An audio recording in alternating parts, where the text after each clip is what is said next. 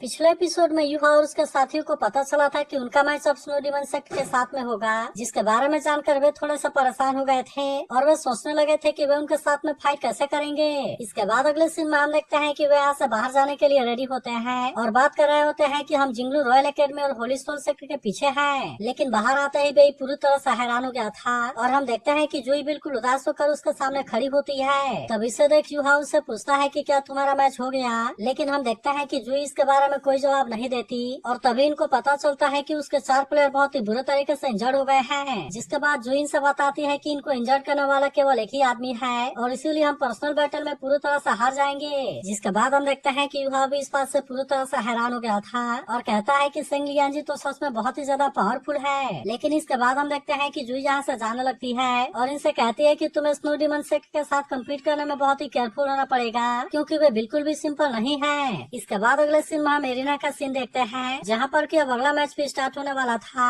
और इसीलिए हम देखते हैं कि सभी लोग इसके लिए काफी एक्साइटेड होते हैं। इसके बाद रेफरी जैसे ही अनाउंस करता है कि आज का मैच स्नो डिमन सेक्ट और टैंक सेक्ट के बीच में होगा, तब इसके बारे में सुनते ही सभी लोग इसके लिए और ज्यादा एक्साइटेड हो जाते हैं और हम देखते हैं कि वे इसके लिए काफी हल्ला भी करने लगे थे। तभी इससे भी स्नो डिमन सेक्ट भी वहाँ पर आ जाते हैं, जिसे देखते ही सभी हैरान होते हुए कहने लगते हैं कि क्या तुमने इसे देखा, क्योंकि यहाँ पर तो इतना हॉट वेदर है, लेकिन इसके बाद भी वे सभी ऐसे ड्रेस में हैं। वहीं दूसरी तरफ हम देखते हैं कि टियानन भी इस बात से काफी खुश था, क्योंकि उसे भी पता था कि अब इस मैच को जीत पाना टैंक सेक्ट के लिए उतना आसान नहीं होगा। लेकिन वहीं रेफरी अब इसके बारे में कोई देरी नहीं करता और कहता है कि दोनों तरफ के प्लेयर स्टेज के ऊपर आ जाएं। जिसके बाद हम देखते हैं कि युहा अपने टीम की तरफ से फाइट करने के लिए रेडी होता है, जबकि वही स्नो डिमन सेक्ट की तरफ से यान फेंग फाइट करने के लिए रेडी हो गया था। जिसके बाद हम देखते हैं कि यान फेंग को इसके बारे में कोई चिंता नहीं होती, इसीलिए वो तुरंत अपने पावर को एक्टिवेट कर लेता है और अब इस तरह से हम देखते हैं कि वो इसके साथ में फाइट करने के लिए रेडी हो गया था। तब इससे देख टियानन कहने लगता है कि अब ज्यादा टाइम के लिए अपने आप को नहीं छुपा सकते,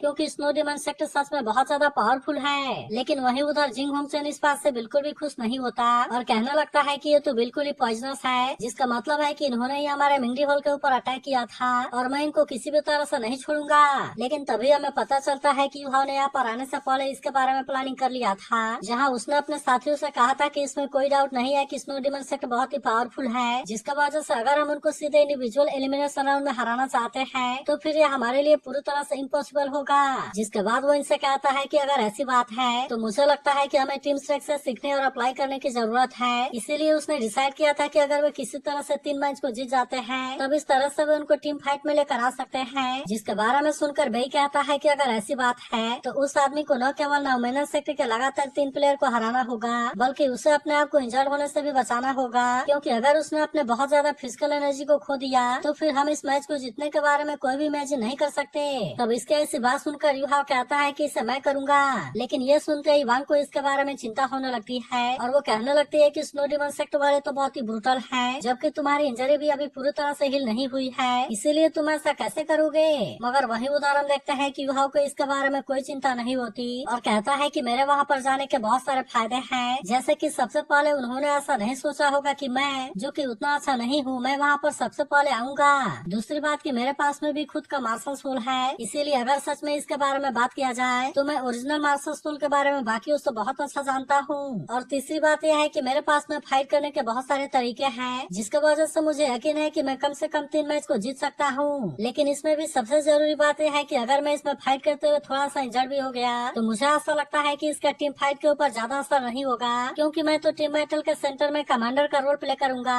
जिसके वजह से मुझे ऐसा लगता है कि अगर इसमें तुम्हारी एनर्जी पूरी तरह से सही रही तो फिर हम इस मैच को जरूर जीतेंगे। लेकिन फिर वो कहने लगता है कि इसके बारे में तो कोई मेंशन करने की जरूरत ही नहीं है, क्योंकि सेकंड अवेकनिंग के लिए बहुत ही अच्छा चांस है। वहीं अब हम देखते हैं कि यान फेंग युहा को अपने पावर का जलवा दिखाने लगता है, जिसे रोकते हुए युहा कहता है कि तुम्हें क्रेजी होने की कोई जरूरत नहीं है। इसके बाद हम देखते हैं कि वो इसे अटैक करने के लिए कहता है, जिसके बाद यान फेंग भी इसके लिए पूरी तरह से रेडी हो गया था और फिर हम देखते हैं कि वो इस पर अटैक करने के लिए चला जाता है। लेकिन तभी हम देखते हैं कि यान फेंग इसे बहुत ही आसानी से रोक लेता है, जिसके वजह से यान फेंग इसमें इसका कुछ भी नहीं कर पाता। मगर इसके बाद भी हम देखते हैं कि यान फेंग अचानक से इसके ऊपर अटैक कर देता है और कहता है चलो मैं भी देखता हूँ कि तुम अपने एक हाथ से मुझे कैसे रोकते हो। मगर इसके बाद भी हम देखते हैं कि युहा ने इसे पीछे धकेल दिया था, जिससे देख जूही कहने लगती है कि युहा तो व्हील चेयर में भी इतना पावरफुल है और उसे अभी भी इसके बारे में कोई चिंता नहीं है। तभी यान फेंग का साथी उससे कहता है कि तुम इसमें पीछे नहीं रह सकते। जिसके बाद हम देखते हैं कि यान फेंग भी फिर से अटैक करने के लिए रेडी हो गया था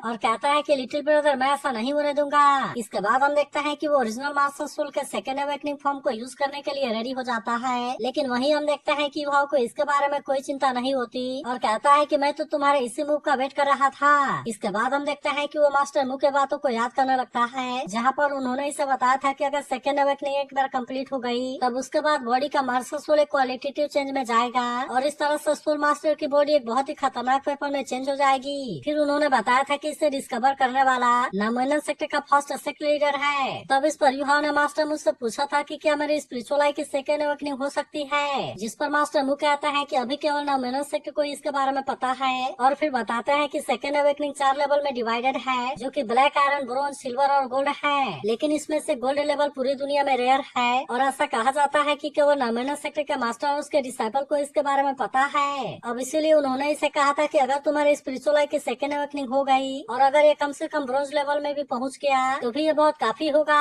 मगर वहीं अब हम देखते हैं कि यान फेंग अपने पावर का यूज करके इस पर अटैक करने के लिए रेडी हो गया था, जिसके बाद हम देखते हैं कि युहाओ ने भी स्नो गर्ल को बाहर निकाल लिया था और अब इस तरह से इसके पावर का यूज करके इसका सामना करने के लिए रेडी हो जाता है। जिसके बाद हम देखते हैं कि इन दोनों के पावर के बीच में बहुत ही शानदार टक्कर होने लगती है और ये इतनी खतरनाक होती है कि बाकी सभी लोग भी इस बात से हैरान हो गए थे। लेकिन वहीं हम देखते हैं कि यान फेंग अभी भी हार मानने वाला नहीं होता, जिसे देख युहाओ कहता है कि अभी तो ये ब्रोंज लेवल वाला इतना पावरफुल है और इसीलिए ह्यूमन मार्शल सोल का सेकेंड अवेकनिंग तो बहुत ही अमेजिंग है। मगर तभी हम देखते हैं कि यान फेंग ने अपने और ज्यादा पावर का यूज करके अटैक कर दिया था, जिसके वजह से युहाओ इसे रोकने के लिए कुछ भी नहीं कर पाता और अब इसीलिए यान फेंग को ऐसा लगता है कि उसने युहाओ को हरा दिया। मगर तभी अचानक से हम देखते हैं कि युहाओ स्वार्मिंग रिप्लेसमेंट का यूज करता है, जिसके वजह से यान फेंग युहाओ की जगह पर आ गया था और अब उसे समझ में आ गया था कि वो अपने ही पावर के सामने कुछ नहीं कर पाएगा और इसीलिए कह देता है कि मैं गिव अप करता हूँ। जिसके बाद हम देखते हैं कि रेफरी अपने अनब्रेकेबल सील का यूज करता है और इस तरह से उसने यान फेंग को जख्मी होने से बचा लिया था। वहीं उधर युहाओ और स्नो गर्ल अपने जीत से काफी खुश होते हैं, जबकि सियाओ कहती है कि ये तो सीनियर ब्रदर सेंसी का मूव है और इसीलिए युहाओ ने इसे यूज कैसे किया। तब इस पर वांगी से बताती है कि युहाओ ने एक मरा सोल बीज से अपने फिफ्थ सोलिंग को हासिल किया था, जिसके पास में सोल इम्प्रिंट सोल ट्रेस की एबिलिटी थी, जो कि दूसरे के सोल स्किल को यूज करने के लिए कॉपी कर सकती है। जिस पर सेंसी कहता है कि गेम से पहले उसने मुझे स्वार्मिंग रिप्लेसमेंट को क्रिएट करने के लिए बोला था और तुम ऐसा क्यों नहीं बोलते कि मेरी सोल स्किल बहुत ही अमेजिंग है। वहीं हम देखते हैं कि स्नो डिमन सेक्टर अपने इस पहले मैच को हार गया था और इसीलिए येफेंग नाम का दूसरा प्लेयर इसके साथ में फाइट करने के लिए आता है। इसके बाद वो युहाओ से कहने लगता है कि तुम मेरे साथ में फाइट करने के लिए रेडी हो जाओ, क्योंकि मैं तुम्हारे ऊपर कोई भी दया नहीं दिखाऊंगा। तब इस पर युहाओ से कहता है कि शुरुआत से आखिर तक टैंक सेक्टर के लोग थे और इसीलिए नॉमिनल सेक्टर के बीच में क्या रिलेशनशिप है। मगर वहीं हम देखते हैं कि फाइट को स्टार्ट करने का टाइम आ गया था, इसीलिए येफेंग इसके बारे में कोई देरी नहीं करता और वो तुरंत अपने पावर को एक्टिवेट करके इस पर अटैक करने के लिए रेडी हो जाता है। जिसके बाद हम देखते हैं कि स्नो गर्ल भी अपने पावर का यूज करके इस पर अटैक करती है, लेकिन फिर भी वो इसे रुकने के लिए कुछ भी नहीं कर पाती और हम देखते हैं कि येफेंग सीधे युहाओ के ऊपर अटैक करने के लिए आ गया था, जिसे देखते ही सभी इस बात से पूरी तरह हैरान हो जाते हैं और कहता है कि इसका असली टारगेट तो असल में युहाओ का व्हील चेयर था। लेकिन वहीं हम देखते हैं कि युहाओ ने पहले से इसके बारे में अंदाजा लगा लिया था और अब इसीलिए वो भी अपना आइस पिलर का यूज करके इस पर अटैक करने के लिए रेडी हो जाता है। लेकिन फिर भी हम देखते हैं कि येफेंग ने अपने आप को बहुत ही आसानी से बचा लिया था और अब वो भी अपने सेकेंड अवेकनिंग को एक्टिवेट करके इस पर अटैक करने के लिए रेडी हो जाता है। फिर वो युहाओ से कहने लगता है कि हाँ सच में तुम बहुत ही पावरफुल हो, लेकिन फिर भी अब तुम मेरे सामने कुछ भी नहीं कर सकते। तब इसे देख युहाओ कहता है कि ये भी ब्रोंज लेवल वाला मार्शल सोल है और तभी हम देखते हैं कि येफेंग अपने पावर का यूज करके इस पर अटैक करने के लिए आ जाता है। लेकिन वही हम देखते हैं कि युहाओ को अभी भी इसके बारे में कोई चिंता नहीं होती, इसीलिए वो भी अपने लाइफ रिफ्लेक्शन सील का यूज करने के लिए रेडी हो गया था, जिसके वजह से येफेंग का अटैक इसके सामने कुछ भी नहीं कर पाता। तभी युहाओ कहता है कि अटैक जितना पावरफुल होगा उतना ही अच्छा है। जिसके बाद हम देखते हैं कि येफेंग इस बात से परेशान हो गया था और फिर कहता है कि ये तो पूरी तरह से बाउंस बैक हो गया। जिसके बाद हम देखते हैं कि इसी के पावर रिवर्स होकर इसके ऊपर अटैक कर देती है, जिसके वजह से येफेंग इसके सामने कुछ भी नहीं कर पाता और फिर हम देखते हैं कि युहाओ इस मैच को भी जीत गया था। इसके बाद युहाओ टियानमेंग से पूछता है कि तुम कैसे हो, जिस पर टियानमेंग उससे कहता है कि मैं तो ठीक हूँ, लेकिन अब लाइफ रिफ्लेक्शन सील आज फिर से यूज नहीं हो पाएगी। लेकिन वही अब हम देखते हैं कि स्नो डिमन सेक्टर तरफ से लोंग आउट टियान फाइट करने के लिए रेडी हो गया था, जिसे देखते ही सभी इस मैच के लिए बहुत ज्यादा एक्साइटेड हो जाते हैं, क्योंकि सभी को पता था कि अब इनके बीच का मैच बहुत ही शानदार होगा। लेकिन इसी के साथ हम देखते हैं कि यहाँ का मौसम भी बहुत अजीब तरीके से बदलने लगता है, इसीलिए युहाओ भी कहने लगता है कि शायद नॉमिनल सेक्टर के टीम का सबसे पावरफुल आदमी है, इसीलिए मुझे ऐसा लगता है कि शायद अब मैं इसके सामने कुछ भी नहीं कर पाऊंगा, क्योंकि अगर मैंने इसे थोड़ा सा इंजर्ड भी कर दिया तो भी ऐसा लगता है कि मैं इसे नहीं जीत पाऊंगा। मगर तभी हम देखते हैं कि युहा भी अपने मेंटल पावर का यूज करना शुरू कर देता है, जिसका वजह से इन दोनों के मेंटल पावर के बीच में बहुत ही शानदार टक्कर होने लगती है। और इसीलिए इसे देख सभी लोग इस बात से काफी हैरान हो गए थे। तब इसे देख सभी बात करने लगता है कि इन दोनों की सोल पावर और मेंटल पावर तो बिल्कुल एक जैसी है, और इसीलिए ऐसा लगता है कि हेवन और ह्यूमन के बीच का हारमोनी है। तभी युहा कहने लगता है, मास्टर मुझे बताया था कि केवल जो इस फिल्म को समझ सकता है, केवल वही आदमी इस सुपर डब्ल्यू करील में पहुंच सकता है। लेकिन इसने तो पहले से ही हेवन और ह्यूमन के यूनिटी को रियलाइज कर लिया है, इसीलिए ऐसा लगता है कि ये नॉमिनल सेक्टर के यंगर जनरेशन में जरूर सबसे पावरफुल होगा। लेकिन तभी हम देखते हैं कि युहा इसमें पीछे की तरफ आ गया था, जिसे देखते ही सभी इस बात से काफी हैरान हो जाते हैं। और वही कहता है, आज ऐसा पहली बार हुआ है कि युवा के अपने किसी बराबरी से सामना हुआ है, जिसके वजह से आज वो मेंटल ताकत के मामले का कोई फायदा नहीं ले पाएगा, जो कि इसका स्ट्रॉन्गेस्ट पॉइंट है। लेकिन वही उधर हम देखते हैं कि लोंगाउटियन को इसके बारे में कोई चिंता नहीं होती और वो अपने पावर को एक्टिवेट करके इसके साथ में फाइट करने के लिए रेडी हो जाता है। तब इसे देख सभी कहते हैं कि ये तो फैंटेसी सोल सेंट है। वही युवा भी कहने लगता है कि जब से कंपटीशन शुरू हुआ है तब से यहाँ पर बहुत सारे फैंटेसी सोल सेंट आए हैं, लेकिन या तो वे सोल गाइड से क्रिएट किए गए घोस्ट मार्शल सोल है, या फिर उन्होंने ड्रग लेकर अपने आप को इम्प्रूव किया है। अब इसीलिए हम देखते हैं कि वहाँ भी इस बात से काफी परेशान हो गया था और कहता है कि असली फैंटेसी सोल सेंट तो असल में लोंगाउटियन है। फिर वो कहने लगता है कि इसके एज वाला कोई भी फैंटेसी सोल सेंट नहीं हुआ, और इसीलिए ऐसा लगता है कि जब इससे मेरा सामना होगा तब उस समय मैं इसके सामने ज्यादा टाइम के लिए कुछ नहीं कर पाऊंगा। मगर इसके बाद भी हम देखते हैं कि वह इतना आसानी से हार मानने वाला नहीं होता और वो अपने पावर का यूज करके उस पर अटैक करने के लिए रेडी हो जाता है। लेकिन वही हम देखते हैं कि लोंगाउटियन ने इसके पावर को बहुत ही आसानी से रोक लिया था, जिससे देख युवा कहता है कि इसकी बॉडी मास सोल तो इसकी स्किन है। मगर तभी हम देखते हैं कि वो अपने सेकेंड अवेकनिंग को भी यूज करने लगता है, जिससे देख युवा को भी समझ में नहीं आता कि ये सिल्वर लेवल है या फिर गोल्ड लेवल। लेकिन इसके बाद हम देखते हैं कि वे दोनों अपने पावर का यूज करके फाइट करने लगते हैं, जिसके वजह से पूरा एरिना भी डगमगा गया था। तभी लोंगाउटियन युवा से कहने लगता है कि तुम्हारे पास में तो लेवल 10 वाली मेंटल पावर है और इसीलिए सच में तुम तो बहुत ही अमेजिंग हो। मगर वही अब हम देखते हैं कि युवा शांत रहने वाला नहीं होता और वो अपने पावर का यूज करके फिर से इसके ऊपर अटैक करना शुरू कर देता है। मगर वही हम देखते हैं कि लोंगाउटियन भी कम नहीं होता, क्योंकि वो भी अपने आप को इसके अटैक से बहुत ही आसानी से बचा लेता है, जिसके वजह से युवा इसका कुछ भी नहीं कर पाता। मगर इसके बाद भी हम देखते हैं कि युवा रुकने वाला नहीं होता और वो अपने पावर का यूज करके फिर से इसके ऊपर अटैक करने के लिए चला जाता है, जहाँ पर इनके बीच में बहुत ही शानदार टक्कर होती है। लेकिन फिर भी हम देखते हैं कि युवा ज्यादा टाइम के लिए इसके सामने कुछ नहीं कर पाता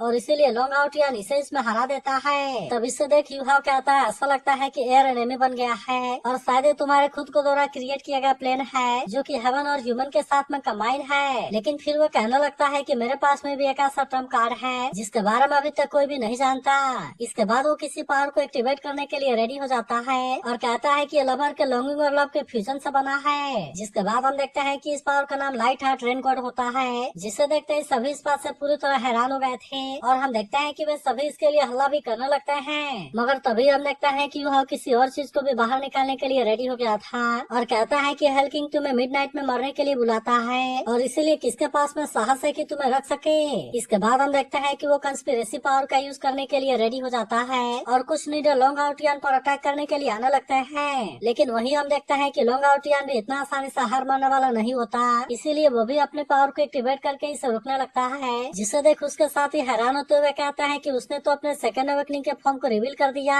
जिस पर युवा कहता है इसका सिल्वर लेवल बॉडी मास दूसरी बार के लिए अवेकन हुआ और इसीलिए सच में तो बहुत ही पावरफुल है। वही उधर हम देखते हैं कि युवा की बची हुई सोल पावर भी कंज्यूम हो गई थी, जबकि लोंगाउटियन फिर से इसका सामना करने के लिए रेडी हो जाता है। मगर तभी इसी वक्त हम देखते हैं कि युवा ने इसके सामने गिव अप कर दिया था, जिस बात से लोंगाउटियन भी हैरान हो जाता है। फिर वो कहने लगता है कि युवा सच में तुम बहुत ही पावरफुल हो और आज मैंने पहली बार इतने क्रिएटिव ओपोनेंट का सामना किया है, इसीलिए मुझे भी तुम्हारे सेकेंड अवेकनिंग को देखने का इंतजार है और मैं फिर से तुम्हारे साथ में फाइट करना चाहता हूँ। तब इस पर युवा भी उससे कहता है कि जरूर। वही उधर हम देखते हैं कि बेबी इसके बारे में सोचकर परेशान हो गया था, क्योंकि उसे भी पता था कि वे लोंगाउटियन से नहीं जीत सकते। मगर तभी युवा उसे कहता है कि हम इसके लिए केवल संघर्ष कर सकते हैं, क्योंकि मैंने हेल किंग के आयरन पॉइजन को डालने के लिए अपने सोल पावर का यूज किया है। लेकिन अगर पावर में कोई चेंज नहीं हुआ तो क्या हुआ, क्योंकि अगर लोंगाउटियन इसे रोकने के लिए भी कोशिश करे तो फिर भी उसके मेरिडियन डैमेज हो जाएंगे। अब इसीलिए वो इनसे कहता है कि हमें उसके साथ में केवल 2 राउंड तक खेलने का इंतजार है, क्योंकि वो ज्यादा टाइम के लिए सही नहीं रह पाएगा